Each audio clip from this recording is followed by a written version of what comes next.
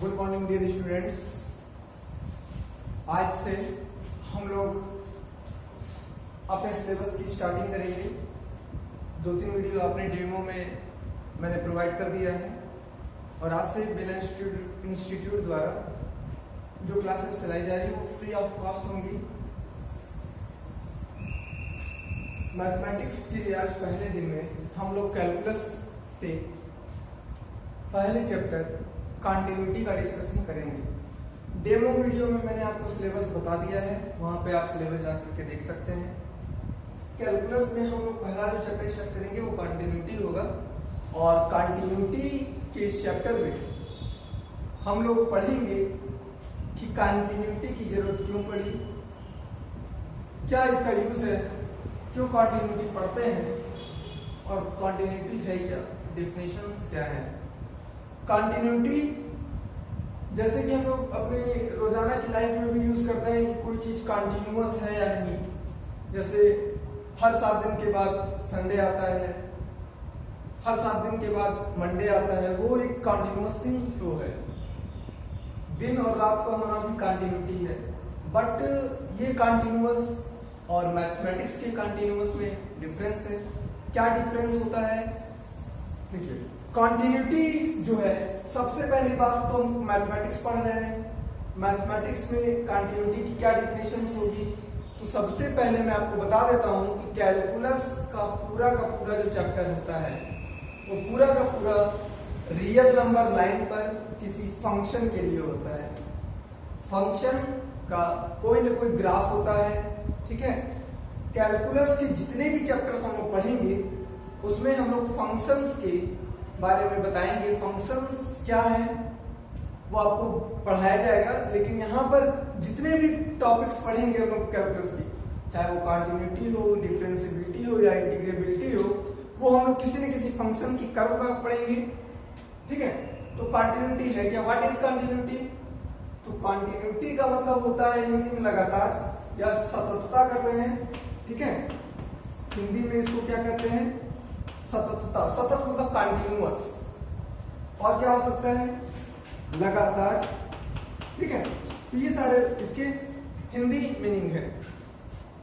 Definitions पर आते हैं तो कंटिन्यूटी की जो डिफिनेशन है, कंटिन्यूटी की जो डिफिनेशन है वो कहता है कि अगर किसी फंक्शन का, ध्यान से सुनिएगा, अगर किसी फंक्शन का हम लोग ग्राफ प्रोवाइड करें, ग्राफ ड्रा करें और उस कर्व का जो फंक्शन का हम लोग ग्राफ डिराइव करेंगे, जो फंक्शन का हम लोग कर्व डिराइव करेंगे, अगर उसमें कोई ब्रेकिंग नहीं है और वो कंटिन्यूअस है, अगर किसी फंक्शन का हम लोग कर्व ड्रा कर रहे हैं या फंक्शन का ग्राफ ड्रा करेंगे और उस फंक्शंस में देखेंगे कि कहीं पर भी कोई ब्रेकिंग नहीं है, जैसे इस फंक्शन में यहां से यहां पर और फिर यहां से यहां पर में एक ब्रेक है ना।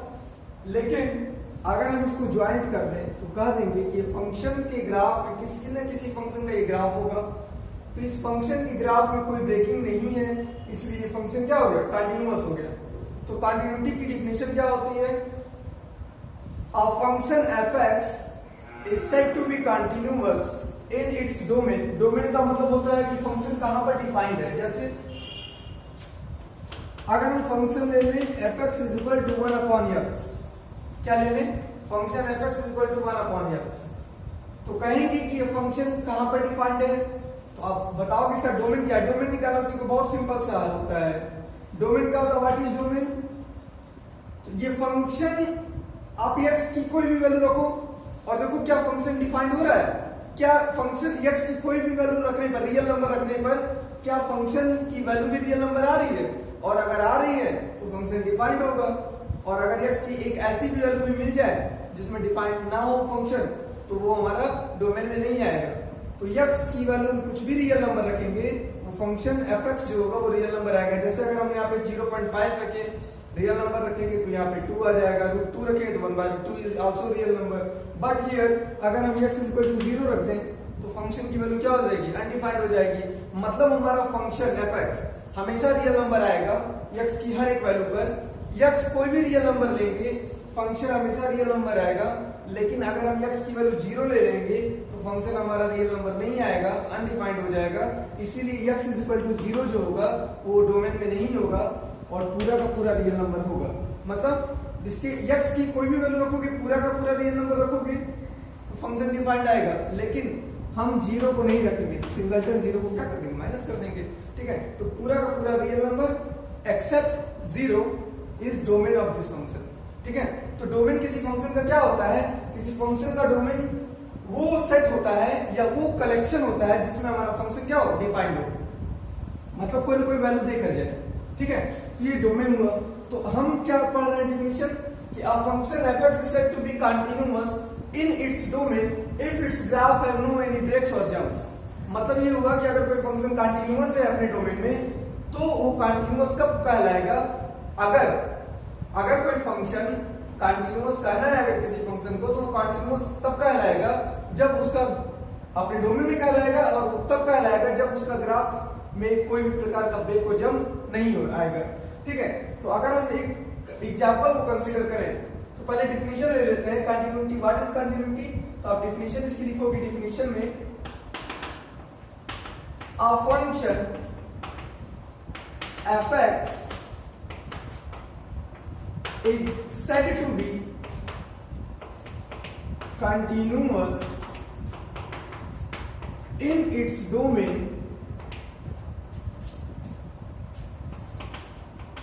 if and only if its graph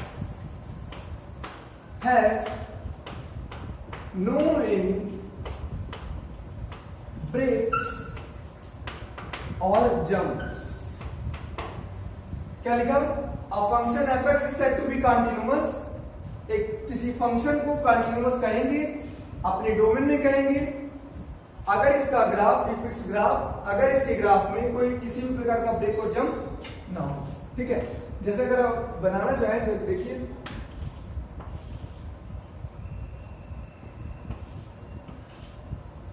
इसमें अगर हम बात करें तो यहां पे जंप है। ठीक है,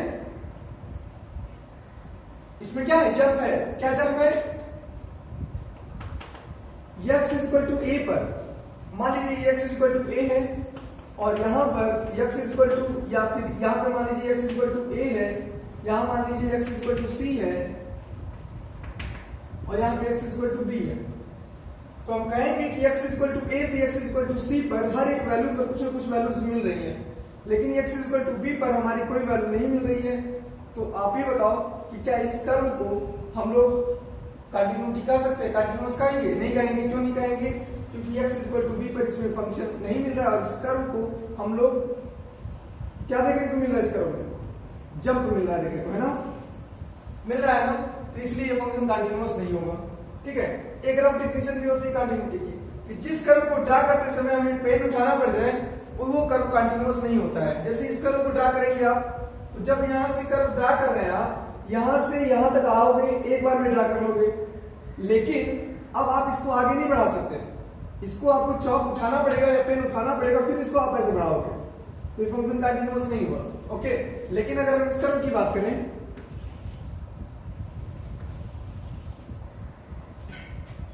मान लीजिए यहां पर x इक्वल टू a है, यहां पर x इक्वल टू c है, और सपोज करिए यहां x इक्वल टू b है, सपोज करिए यहां वैल्यू नहीं मिल रही, तो बात तो एक ही हो गई। लेकिन अगर यहां पर x इक्वल टू b पर वैल्यू मिल जाए तो कर्व क्या हो जाएगा, ज्वाइंट हो जाएगा। और इस कर्व को हम लोग बिना चाक उठाए, बिना पेन उठाए एक बार में क्या कर लेंगे, ड्रा कर लेंगे, तो ये फंक्शन कंटिन्यूअस हो गया। ठीक है, तो this function is not continuous, not continuous, this is continuous. चलिए एक और बताइए,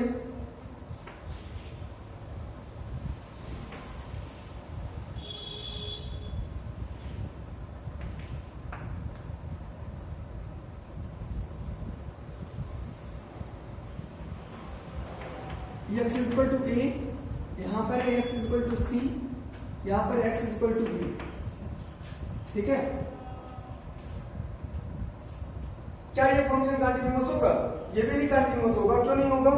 क्योंकि x is equal to a से x is equal to c पर हमें इस कर्व को बनाने के लिए पेन उठाना पड़ जाएगा ना, पेन उठाए बिना इस कर्व को हम ड्रा नहीं कर पाएंगे।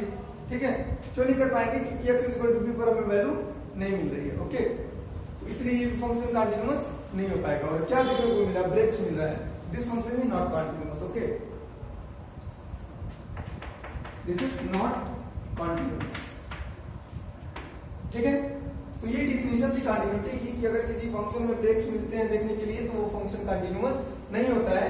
या किसी कर्व या किसी फंक्शन की कर्व को ड्रा करते समय अगर हमें पेन उठाना पड़ जाए तो वो फंक्शन कंटीन्यूअस नहीं होगा। ठीक है, एक एग्जांपल पढ़ते हैं इसके लिए।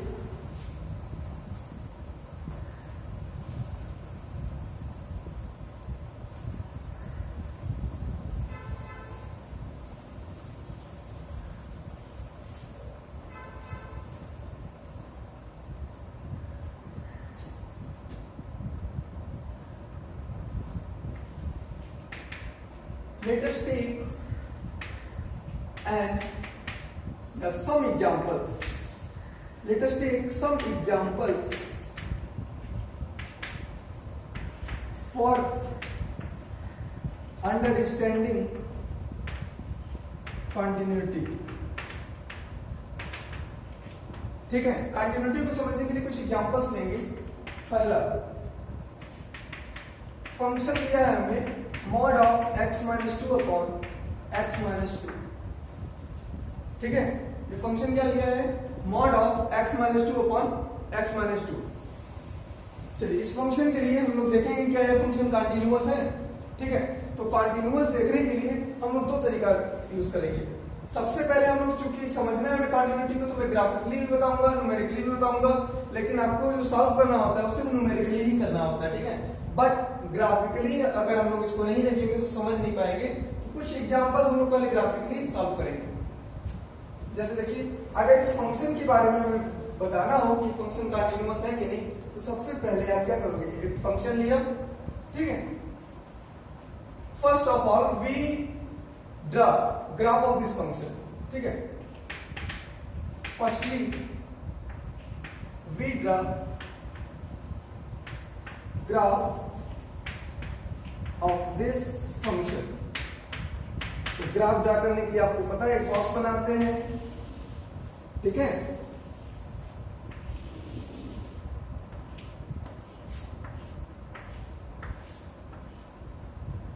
This is x and this is fx। x की वैल्यू क्या रखें कि हमारा फंक्शन fx क्या क्या आ जाए। ठीक है, तो इस प्रकार से हम लोग x और y को प्लॉट करते हैं। क्योंकि 2 डायमेंशनल है तो x और y एक्सिस को प्लॉट करना पड़ेगा, तो आपको x और y लेना होगा। चलिए, आप सबसे पहले मैं यहाँ पे जब भी आपको कंटिन्यूटी की डिफिनेशन पूछी जाएगी, चेक करना होगा, तो आपको बताया जाएगा किस पॉइंट पे चेक करना है।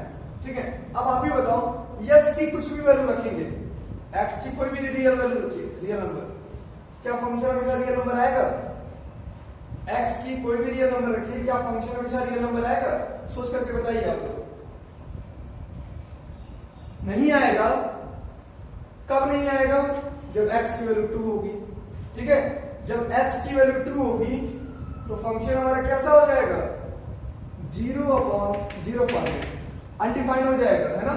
तो इसलिए इसकी जो कंटिन्यूटी हम चेक करेंगे वो कहां पे करेंगे? x = 2 पर। ओके, तो इसका डोमेन पूछा जाए क्या होगा, तो इसका डोमेन क्या होगा? पूरा का पूरा रियल नंबर होगा। लेकिन 2 रखने पर फंक्शन की वैल्यू नहीं आएगी, इसलिए 2 नहीं होगा। ठीक है, चले, तो हम लोग कहां पर चेक करेंगे कंटिन्यूटी? 2 पर। तो आपने फंक्शन लिया fx, firstly we draw graph of this function, यहां पे लिख लेंगे चेकिंग या चेक डिस्कस कंटिन्यूटी x = 2। क्यों हमने x = 2 लिया है? क्योंकि x = 2 पर हमारा फंक्शन क्या हो रहा है? लगभग अनडिफाइंड हो रहा है, और बाकी किसी वैल्यू पर अनडिफाइंड नहीं हो रहा है। ओके, तो चलिए x = 2 पर चेक करते हैं। तो जब भी हम लोग 2 पर चेक करेंगे तो 2 पर चेक करने के लिए देखो क्या करते हैं। सबसे पहले x = 2 लिखेंगे यहां पर। ठीक, 2 लिखा, क्या आ गया? 0/0 फॉर्मेट। ओके, अब 2 से स्लाइटली आगे बढ़िए। 2 की जस्ट बाद क्या आएगा? कोई आंसर नहीं है, क्योंकि 2 की जस्ट बाद क्या आता है किसी को नहीं मालूम, बहुत सारे नंबर्स होते हैं। तो लेकिन नियर अबाउट क्या आएगा 2.0001 अप्रोक्सीमेटली, है ना। तो हम लोग ले लेते हैं 2.01। जब आप 2.01 रखोगे कहां पर, फंक्शन में क्या रखो 2.01 माइनस 2 0.01, यहां पर भी 0.01, क्या आ जाएगा 1। चलो थोड़ा आगे बढ़ते हैं, 2.1 रखेंगे, रखो यहाँ पे 2.1 माइनस 2 0.1, मॉड हटाएंगे तब भी 0.1, यहाँ भी 0.1, सेम नंबर है, डिवाइड होकर के क्या आ जाएगा 1। उसी प्रकार से 2.2 रखो, सेम चीज, सेम नंबर आएगा, डिवाइड होकर क्या आ जाएगा 1। ओके, क्योंकि जस्ट पहले क्या आता है ये भी नहीं मालूम, लेकिन फिर भी हम लोग अप्रोक्सीमेटली क्या लिखेंगे 1.999 आएगा। तो 1.9 पर आप निकालोगे, तो 1.99 पे निकालोगे, -2 करोगे तो आएगा -0.01, लेकिन मॉड हट जाएगा तो क्या आएगा 0.01। लेकिन जब यहाँ रखोगे तो यहाँ पे मॉड है नहीं, तो -0.01 आएगा, सेम क्वांटिटी तो है लेकिन साइन अपोजिट है, तो वैल्यू क्या आ जाएगी -1, है ना। उसी प्रकार से 1.9 पर भी वैल्यू आएगी -1, 1.8 पर भी वैल्यू आएगी -1। ओके, तो इससे पता क्या चल रहा है, हम लोग अगर इस फंक्शन में कंटिन्यूटी की चर्चा किस पॉइंट पर कर रहे हैं 2 पर कर रहे हैं, तो इससे पता क्या चला, इससे पता देखिए क्या चलता है। इससे पता ये चल रहा है कि जैसे जैसे, ध्यान दीजिएगा, जैसे जैसे हम लोग x की वैल्यू 2 के पास पहुंच रहे हैं, कहां पहुंच रहे हैं, x की वैल्यू को हम लोग क्या कर रहे हैं, इंक्रीज कर रहे हैं, किसके पास पहुंचने के लिए, 2 के पास पहुंचने के लिए। x को धीरे धीरे हम लोग क्या कर रहे हैं, इंक्रीज करते जा रहे हैं, कहां पहुंचने के लिए, 2 के पास पहुंचने के लिए। तो इसको लिखते क्या है, ध्यान दीजिएगा, when x tends to 2, क्या लिखते हैं, x tends to 2, लेकिन किधर से, फ्रॉम लेफ्ट। ओके, चलिए फिर से आते हैं, इधर आइए आप लोग, x की वैल्यू क्या हो रही है, डिक्रीज हो रही है, 2.2, 2.1, 2.0, लेकिन क्या होते हुए 2 के करीब आते हुए, है ना।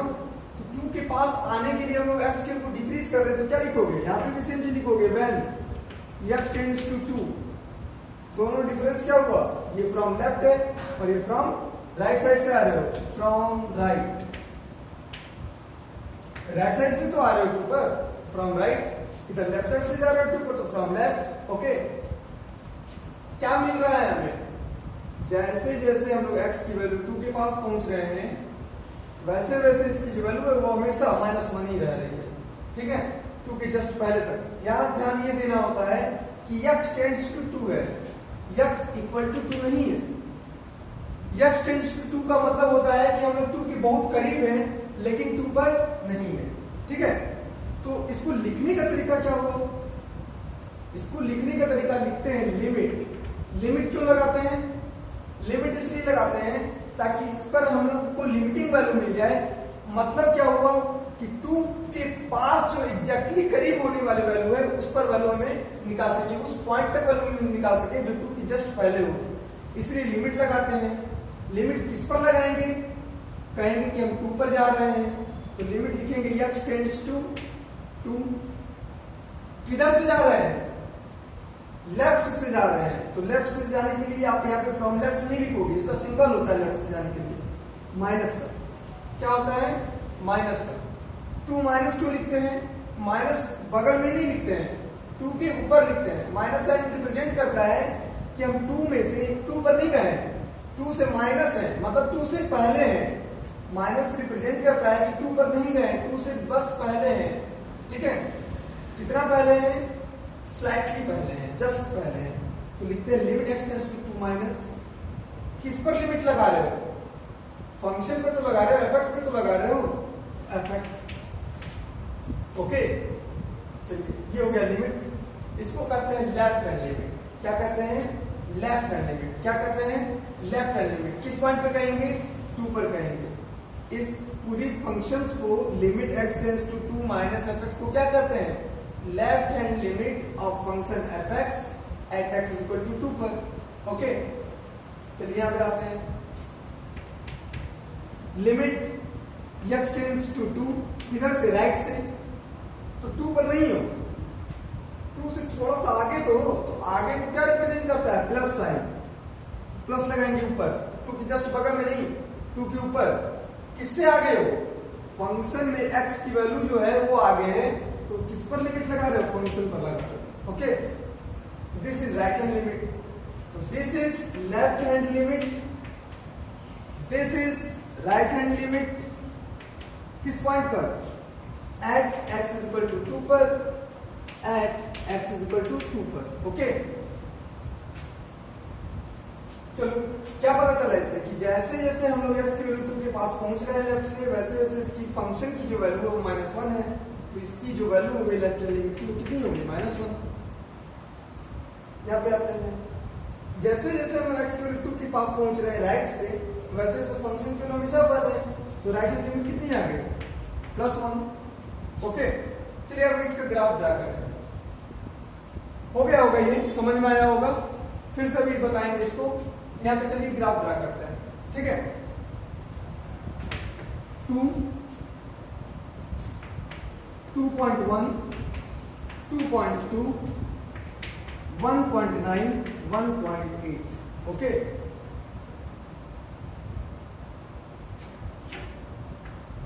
This is -1, this is +1। 2 पर वैल्यू नहीं मिल रही है, छोड़ देंगे। 1.8 पर वैल्यू कितनी है?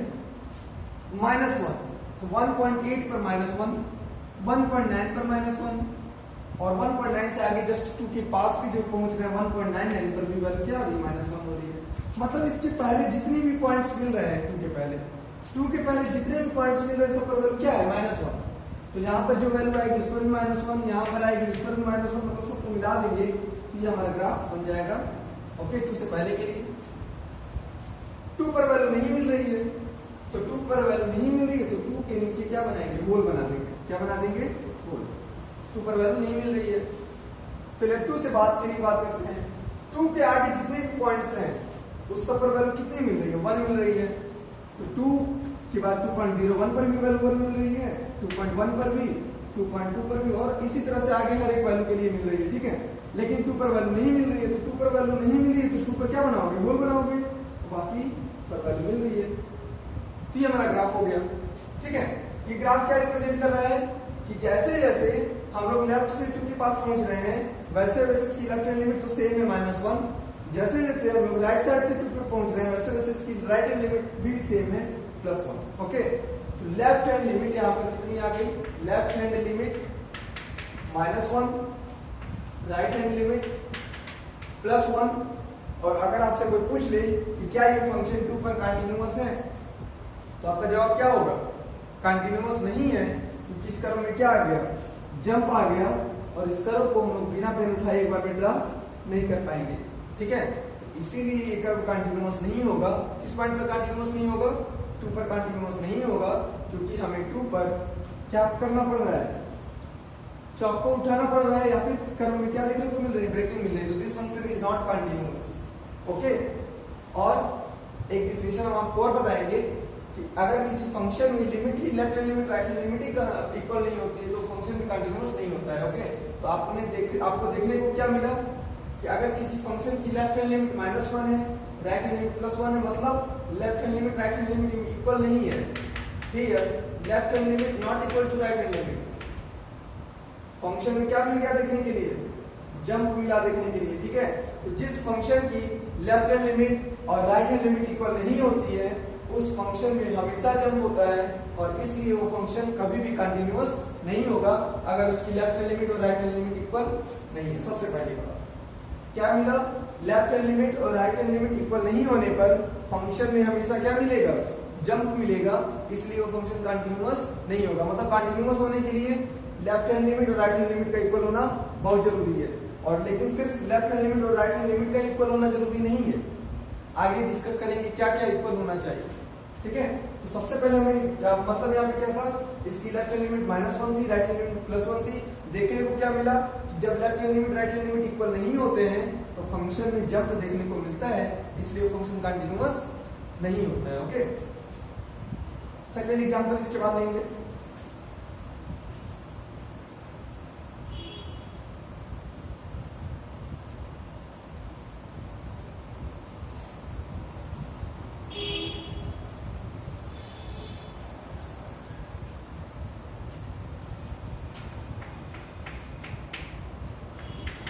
fx is equal to mod of x minus 1।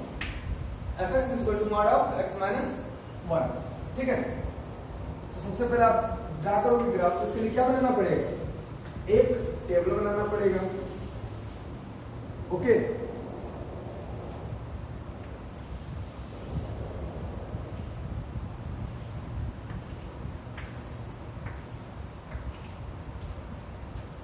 here x, here fx। fx को क्या कहते हो, y कहते हो।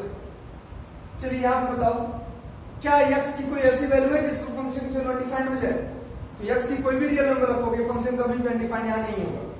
ओके, तो ये डोमेन क्या होगा, रियल नंबर होगा। तो कंटिन्यूटी की डिस्कस किस पॉइंट पे करें, तो ऐसा कोई जरूरी नहीं है, ठीक है, कि आप किसी भी पॉइंट पे कर सकते हो। वहां पे दिया रहता है, जब भी कंटिन्यूटी की डिस्कशन करने के लिए कहा जाएगा तो वहां लिखा रहेगा कि किस पॉइंट पर आपको कंटिन्यूटी की डिस्कशन करनी है।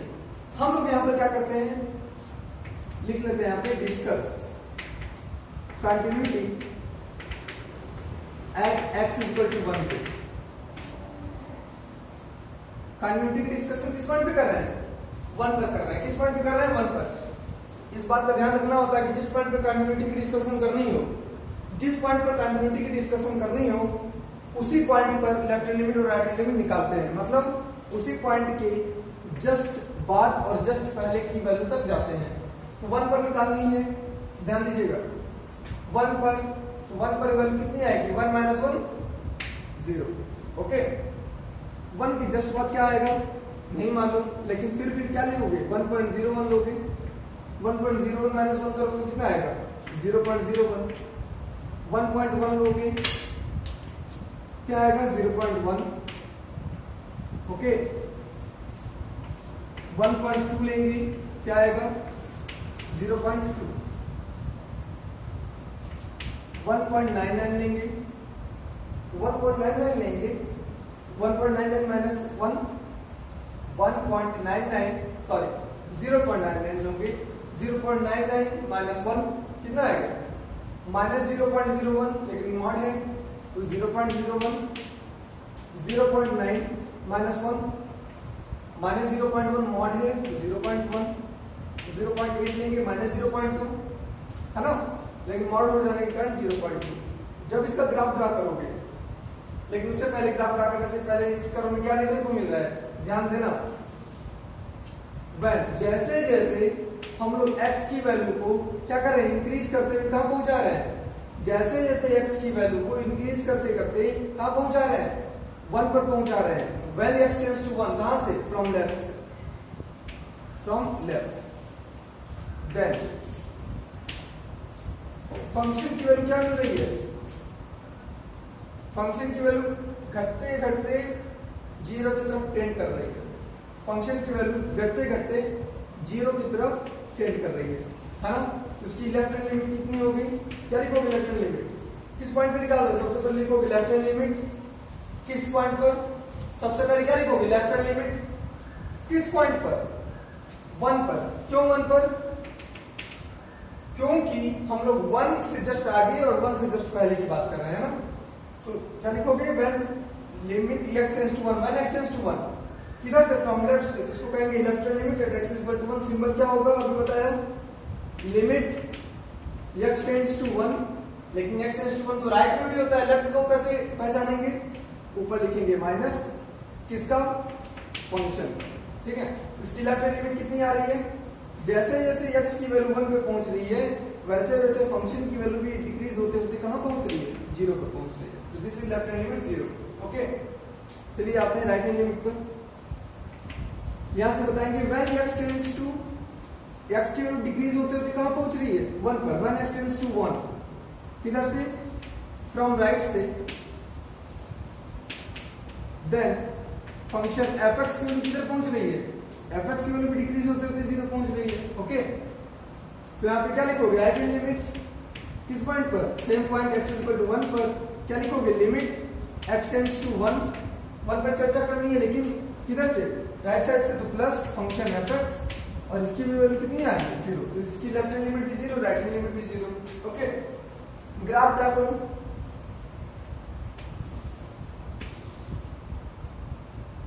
1, 1.1, 1.2, 0.9, 0.8, 1 पर वैल्यू 0 मिल रही है, ठीक है,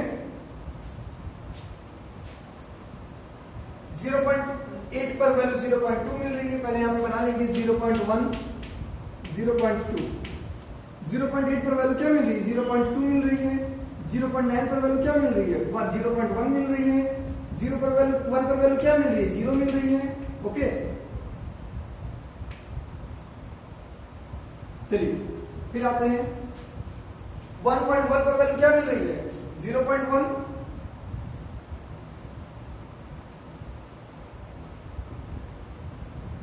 1.2 पर वैल्यू क्या मिल रही है, 0.2,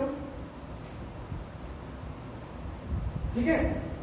मतलब क्या हो रहा है, कहीं पर अनडिफाइंड तो हो नहीं रहा है, मतलब ये हो रहा है कि जैसे जैसे हम x की वैल्यू को बढ़ाते जा रहे हैं, y की वैल्यू f की वैल्यू डिक्रीज होती जा रही है 0 की तरफ। ग्राफ को पहले ड्रा कर दीजिए, क्या हो गया, ये हो गया, ग्राफ ड्रा हो गया। क्या पता चला कि जैसे जैसे x की वैल्यू डिक्रीज करते करते 1 की तरफ जा रहे थे, वैसे वैसे इसकी वैल्यू भी डिक्रीज, जैसे जैसे x की वैल्यू इंक्रीज करते करते 1 पे जा रहे थे, वैसे वैसे फंक्शन की वैल्यू डिक्रीज होते होते 0 की तरफ जा रही थी, जैसे जैसे x की वैल्यू डिक्रीज करते करते 1 की तरफ जा रहे थे, वैसे वैसे फंक्शन की वैल्यू डिक्रीज होते होते 0 की तरफ जा रही थी।